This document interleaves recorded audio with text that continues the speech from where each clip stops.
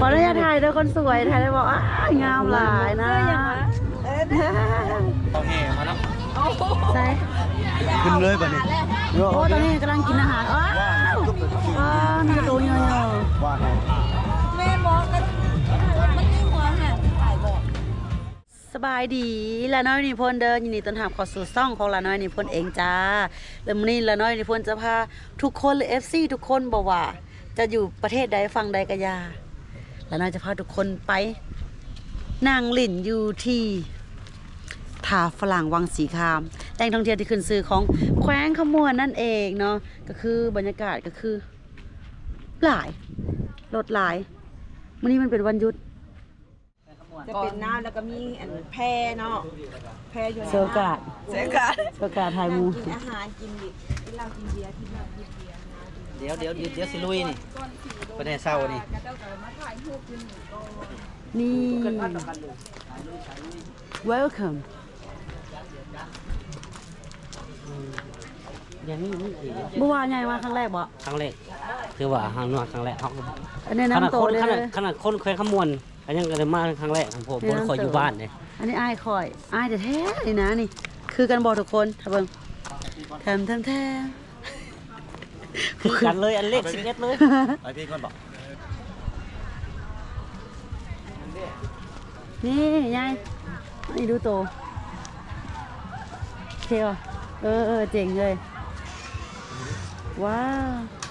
คือที่เขาคาดคิดด้วยว่าเขาเห็นอยู่ในเขาลงเนาะแล้วมาเบิ่งแล้วสัมผัสตัวจริงแล้วน่าสนใจ เยี่ยม เยี่ยม มาแล้วจ้า ทุกคนลงไปส้มบรรยากาศข้างล่างข้างน้ำกันเนาะป่าค่ะนะป่าอันนี้เขาเจ้าเลี้ยงเอาบ่ละน้อยเคยมา กระเจ้าออกมาแต่มันน้ำปลาธรรมชาติกระเจ้านี่นะแต่ว่ามันก็มากินอาหารน้ำข้นนี่แหละเอาให้ยังกินนะอันนี้เป็นจุดที่แบบนักท่องเที่ยวมัก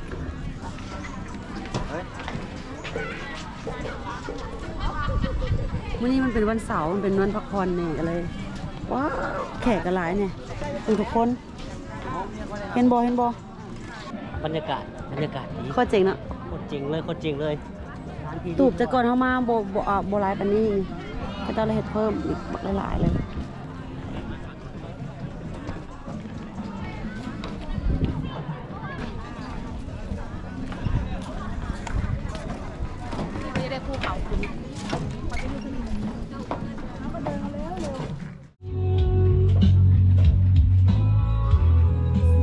สุดแต่จะอยู่เนาะตีลังกาอยู่ก็ได้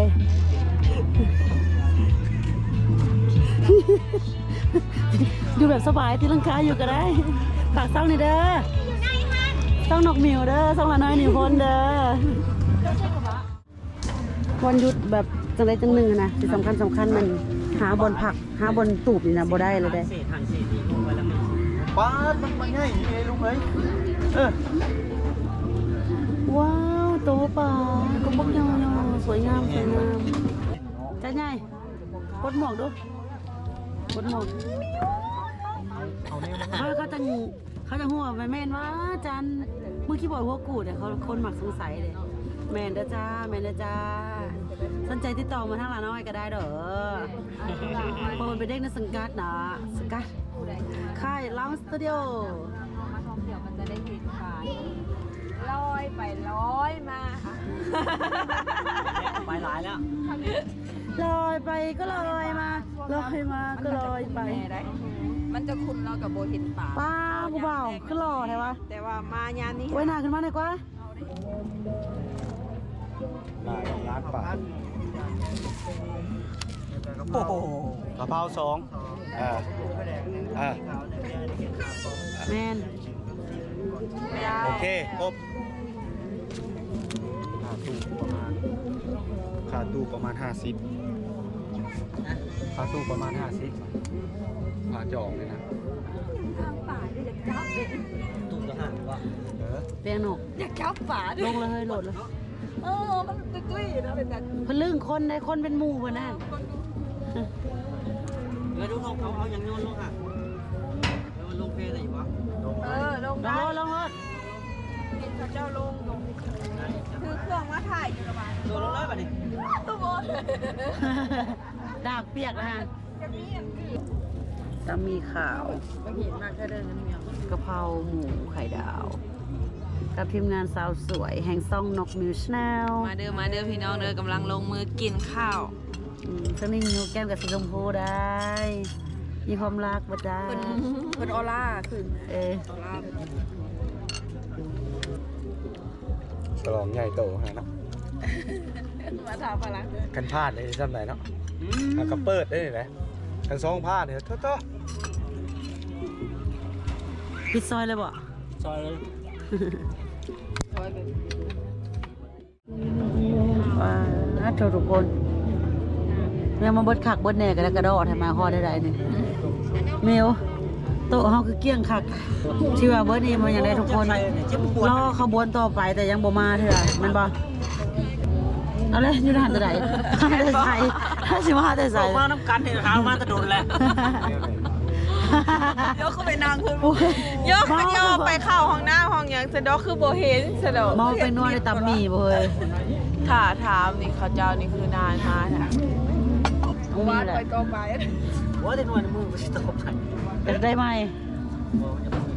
เสียว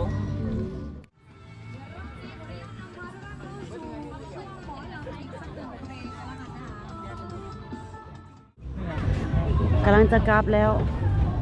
โอ้มันก็งามแต่แท้เลยวิวนะนอกงามสุดๆเลยเลย จะดูเราแห่มาแล้ว ใช่ ขึ้นเลยป่ะนี่ โอ้ตอนนี้กำลังกินอาหารอ้าวอ้าวมีตัวเยอะ ว่าไง แม่มองกันมันนี่หัวหันถ่ายบอกนี่ต้องโตโลป่า ๆ ก็ทำเป็นโชว์หัวหันมะเขือนั่นนี่คือกระเจ้า บรรยากาศโดยรอบก็คือที่แบบถูกโฆษณาไว้เลยนะที่สำคัญอาหารแซ่บ